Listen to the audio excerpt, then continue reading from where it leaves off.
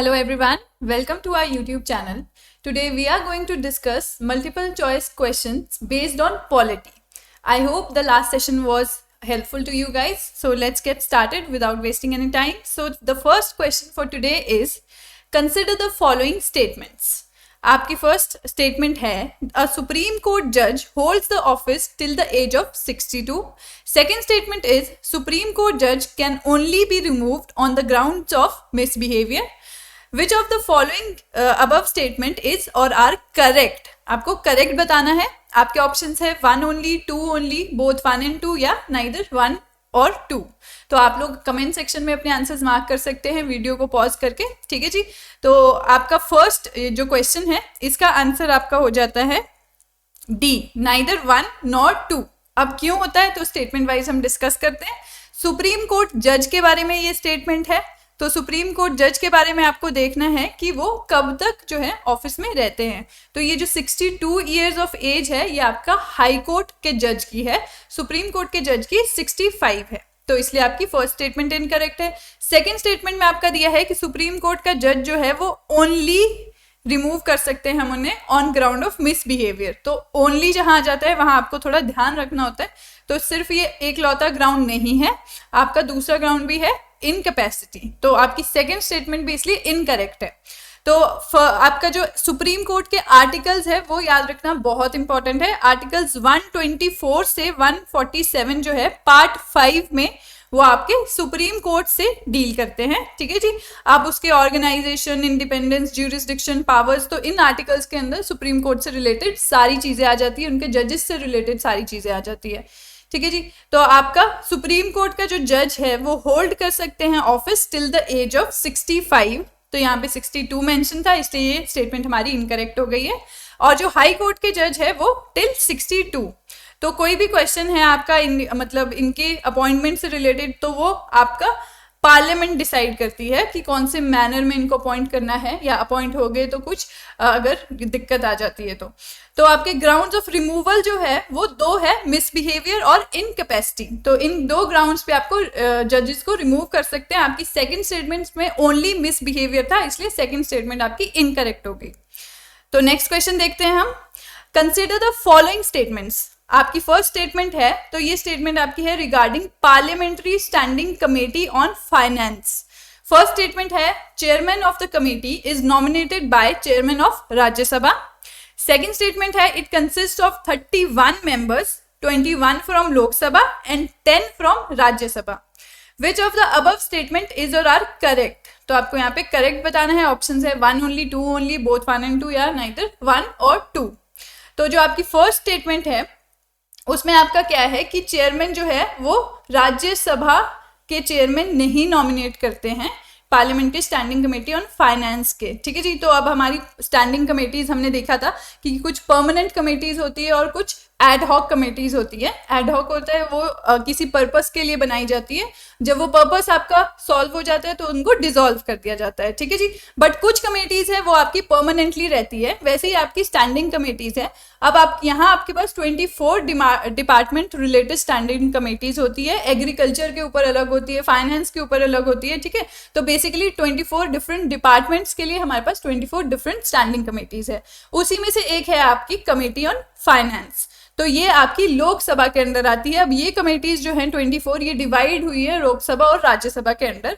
तो ये particular committee आपकी लोकसभा के अंदर आती है. तो ये इसलिए अगर आपको ये फैक्ट पता है तो ये ऑब्वियस हो जाता है कि चेयरमैन ऑफ राज्यसभा क्यों अपॉइंट करेंगे इस कमेटी का चेयरमैन. तो आपकी फर्स्ट स्टेटमेंट इनकरेक्ट हो जाती है. सेकेंड स्टेटमेंट आपकी है कि ये 31 मेंबर्स यहाँ पे है, 21 लोकसभा के, 10 राज्यसभा के. ठीक है जी. तो अब ये लोकसभा के अंदर जरूर आती है पर इसमें राज्यसभा के मेंबर्स भी होते हैं. तो ये लॉजिक आप यहाँ नहीं लगा सकते. तो सेकंड स्टेटमेंट जो आपकी है वो करेक्ट है. तो इस क्वेश्चन का आंसर है आपका बी, 2 ओनली. तो 31 मेंबर्स होते हैं इस कमेटी में. तो जैसे हमने देखा अभी कि 24 डिपार्टमेंट रिलेटेड स्टैंडिंग कमेटीज हमारी होती है, उनमें से 8 जो है वो राज्यसभा के अंदर आती है और 16 जो है वो लोकसभा के अंदर आती है. उन्हीं 16 में से एक आपकी ये कमेटी ऑन फाइनेंस थी जो हम पढ़ रहे हैं.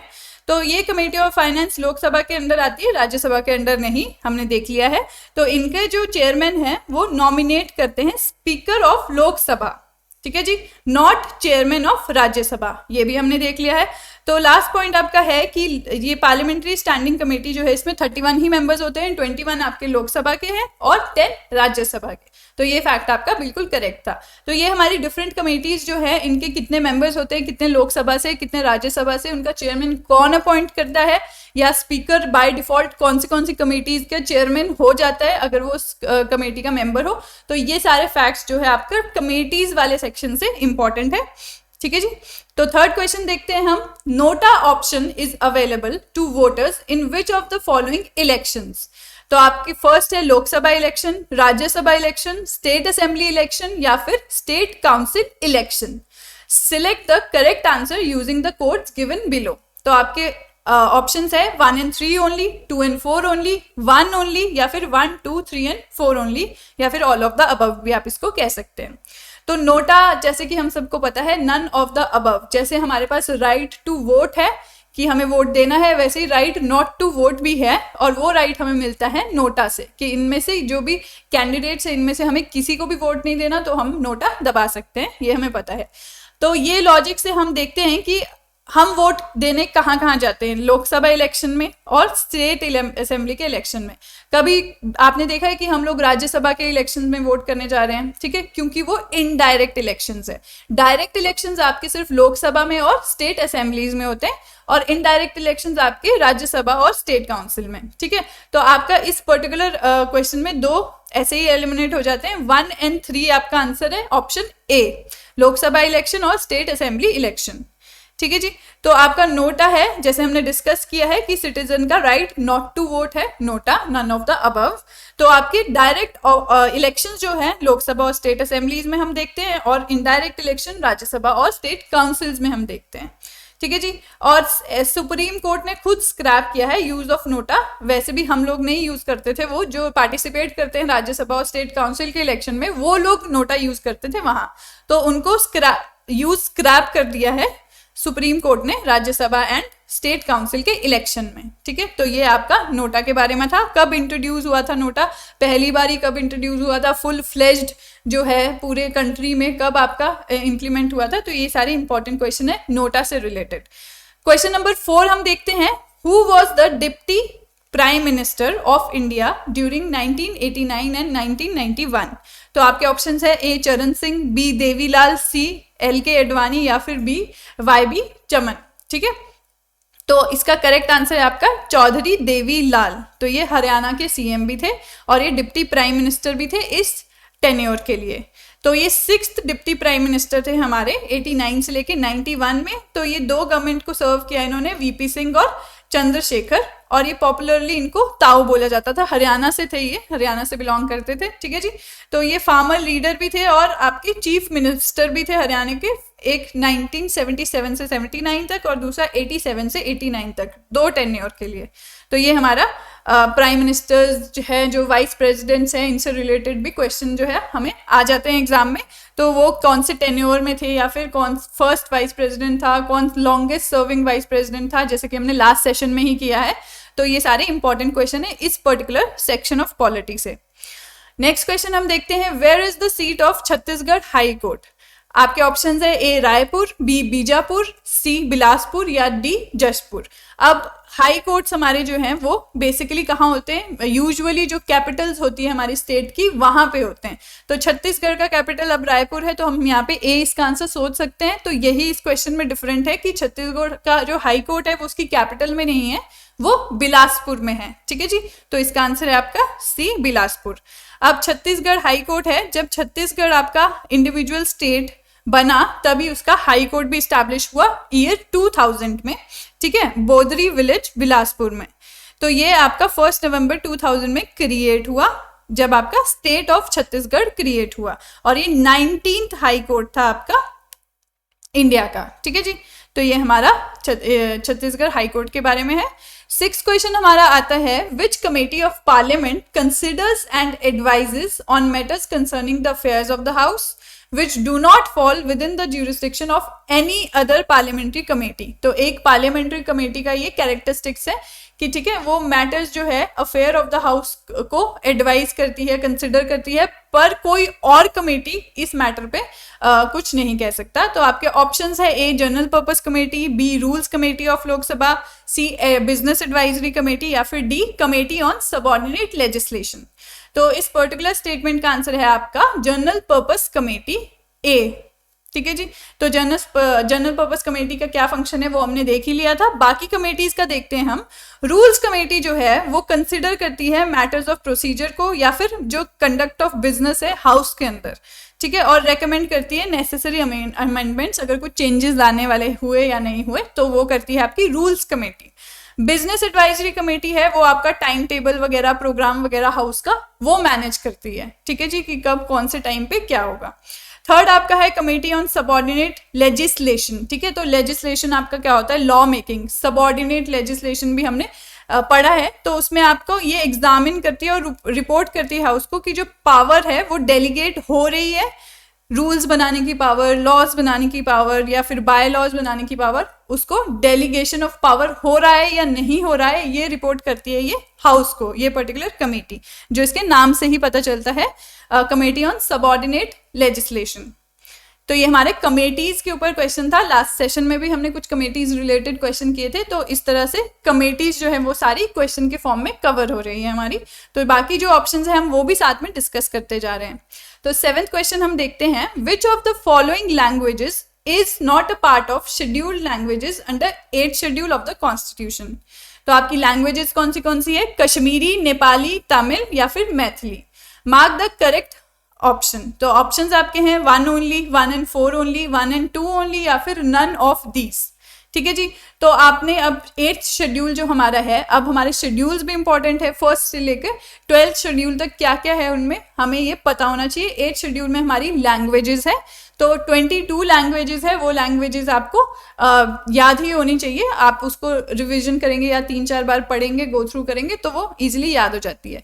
प्लस आपकी अमेंडमेंट से जो है लैंग्वेजेस ऐड की गई है, ठीक है जी, तो वो भी आपको याद करना है।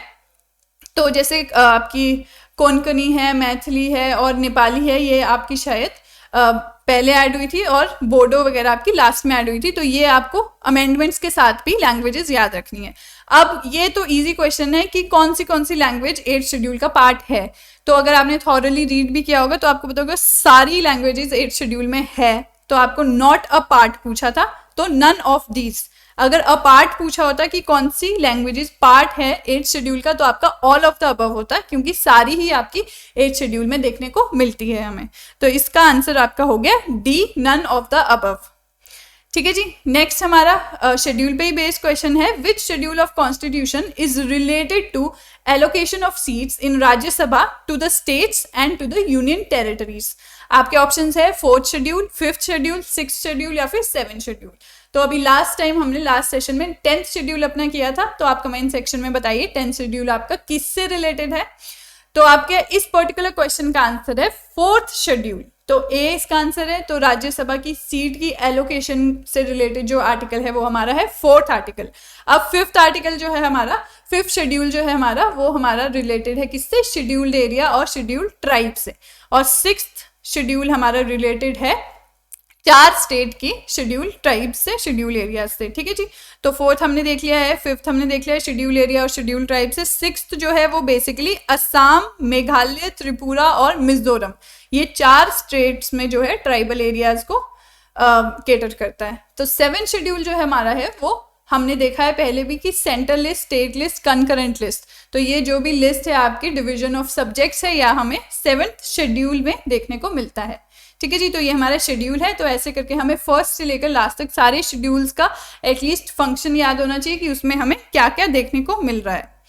तो नेक्स्ट हम देखते हैं, what term is used for estimate of advance payment to the government to carry on its work till the passing of the appropriation bill. तो आपके ऑप्शंस है vote on credit, finance bill, vote on account या फिर supplementary budget.